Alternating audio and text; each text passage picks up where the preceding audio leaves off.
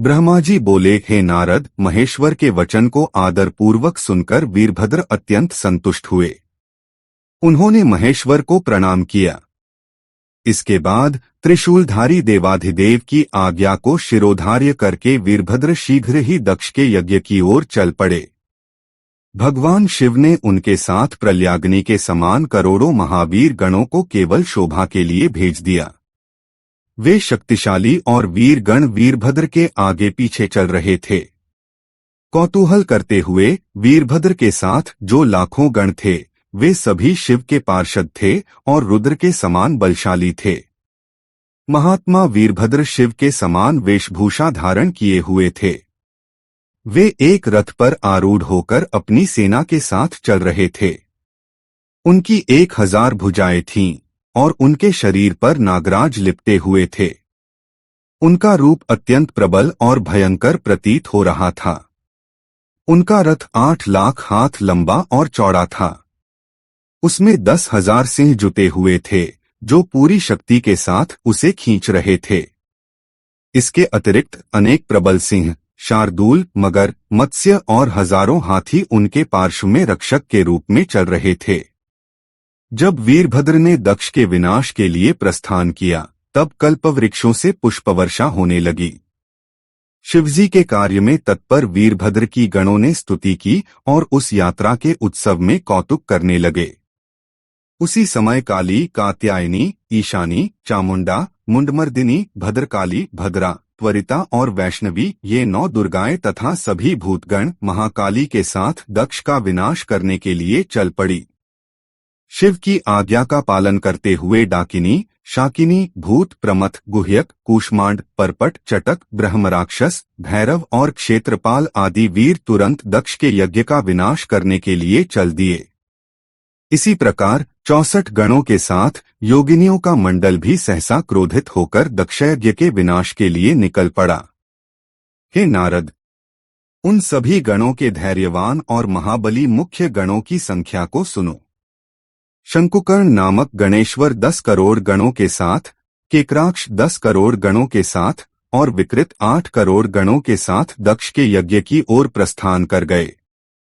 हे तात, हे मुने, विशाख 64 करोड़, पारियात्रिक 9 करोड़, सर्वांकक 6 करोड़, वीर विकृतानन भी 6 करोड़, गणों में श्रेष्ठ ज्वालकेश 12 करोड़, समदज्जीमान 7 करोड़, दुद्रभ 8 करोड़, कपालीश 5 करोड़, संदारक 6 करोड़, कोटि और कुंड 1-1 करोड़, गणों में उत्तम विष्टंभ 64 करोड़ वीरों के साथ, सन्नाद और पिप्पल 1000 करोड़, आवेशन और चंद्रतापन 8-8 करोड़, गणाधीश महावेश 1000 करोड़ गणों के साथ, कुंडी 12 करोड़ और गणश्रेष्ठ पर्वतक भी 12 करोड़ गणों के साथ दक्ष के यज्ञ का विध्वंस करने के लिए प्रस्थान कर गए।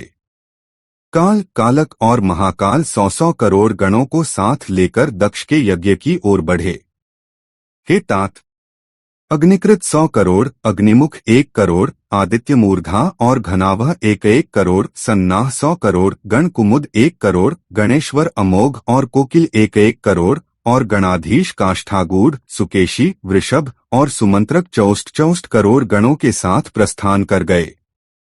हे तात, गणों में श्रेष्ठ काकपादोदर 60 करोड़, गणश्रेष्ठ संतानक 60 करोड़, महाबल और पुंगव 9-9 करोड़, गणाधीश मधुपिंग 9 करोड़ और नील तथा पूर्णभद्र 90 करोड़ गणों को साथ लेकर चले।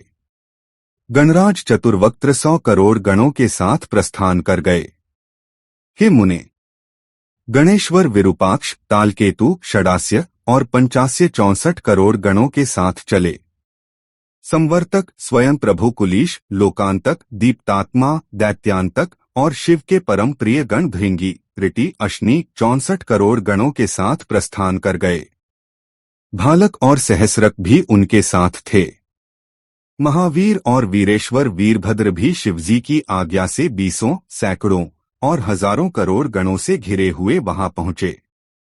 वीरभद्र 1000 करोड़ भूतों और 3 करोड़ रोम से उत्पन्न श्वगणों के साथ शीघ्र ही वहां पहुंच गए। उसी समय भेड़ियों की गंभीर ध्वनि होने लगी, शंख बजने लगे, जटाहर, मुखों और श्रृंगों से अनेक प्रकार के विविध शब्द सुनाई देने लगे। उस महोत्सव में चित्त को आकर्षित करने वाले और सुख प्रदान करने वाले बाजों की ध्वनि चारों ओर फैल गई। हे महामुने, सेनासहित महाबली वीरभद्र की उस यात्रा में अनेक प्रकार के शुभ और सुखदायक शकुन होने लगे। ब्रह्मा जी बोले, जब वीरभद्र गणों सहित प्रस्थान कर रहे थे तो दक्ष और देवताओं को अनेक प्रकार के अशुभ लक्षण दिखाई देने लगे। वीरभद्र के गणों सहित चल देने पर चारों ओर अनेक उत्पात होने लगे। हे देवर्षे, यज्ञ विध्वंस का संकेत देते हुए तीनों प्रकार के अशुभ शकुन आध्यात्मिक, आधिदैविक और आधिभौतिक प्रकट होने लगे। हे तात, दक्ष की बाईं आंख, बाईं भुजा और बाईं जांघ फड़कने लगीं, जो कई तरह की पीड़ा और सर्वथा अशुभता का संकेत दे रही थीं। उसी समय दक्ष के यज्ञस्थल में भूकंप आने लगा। दक्ष को दोपहर में अनेक अद्भुत और भयानक नक्षत्र दिखाई देने लगे। दिशाएं मलिन हो गईं और सूर्य पर हजारों घेरे बन गए, जिससे सूर्य भयावह दिखने लगा। तारे बिजली और अग्नि के समान चमकते हुए टूटकर गिरने लगे। नक्षत्रों की गति टेढ़ी हो गई और वे नीचे की ओर झुक गए। हजारों गिद्ध दक्ष के सिर के पास उड़ने लगे और उनके पंखों की छाया से यज्ञमंडप ढक गया। यज्ञ भूमि में सियार और उल्लू भयंकर स्वर में चिल्लाने लगे। आकाश से सफेद बिच्छुओं की उल्काएं गिरने लगीं।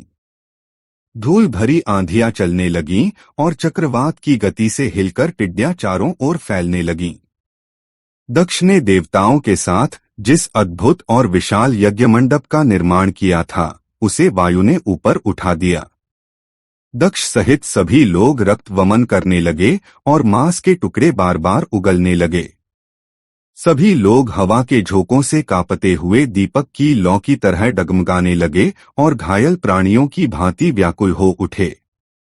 जैसे सुबह कमल पुष्पों पर ओस की बूंदें गिरती हैं, उसी प्रकार एक विचित्र ध्वनि के साथ वाष्प की वर्षा होने लगी।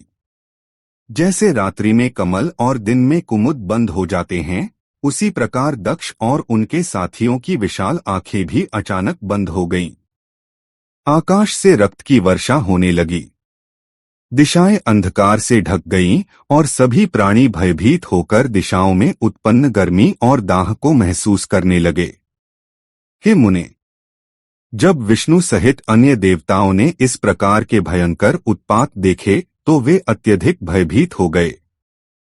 हाय, अब हम मारे गए, ऐसा कहकर वे मूर्छित होकर पृथ्वी पर इस प्रकार गिर पड़े, जैसे नदी के तेज वेग से किनारे पर खड़े वृक्ष धराशायी हो जाते हैं। वे पृथ्वी पर गिरकर इस प्रकार अचेत हो रहे थे, जैसे काटे जाने के बाद कोई विषैला सर्प अचेत हो जाता है। कभी वे गेंद की भांति पृथ्वी पर लुढ़क जाते तो कभी उठकर खड़े हो जाते। इसके बाद वे गर्मी और भय से व्याकुल होकर कुर्री पक्षी की तरह विलाप करने लगे और इधर उधर की बातें करते हुए रोने लगे। उस समय विष्णु सहित सभी देवताओं की शक्तियां क्षीण हो गईं और वे आपस में कछुए के समान गर्दन तक जमीन पर लौटने लगे। इसी बीच आकाश से समस्त देवताओं और विशेष रूप से दक्ष को सुनाने के लिए एक गूंजती हुई आकाशवाणी हुई। आकाशवाणी बोली, हे दक्ष, तुझे अपने जन्म पर लज्जा होनी चाहिए। तू महामूढ़ और पापात्मा है। शिवजी के कारण आज तुझे ऐसा महान दुख प्राप्त होगा जिसका कोई निवारण संभव नहीं। यहाँ जो तेरे सहायक मूर्ख देवता उपस्थित हैं, वे भी इस महान दुख के भागी बनेंगे, इसमें कोई संदेह नहीं है।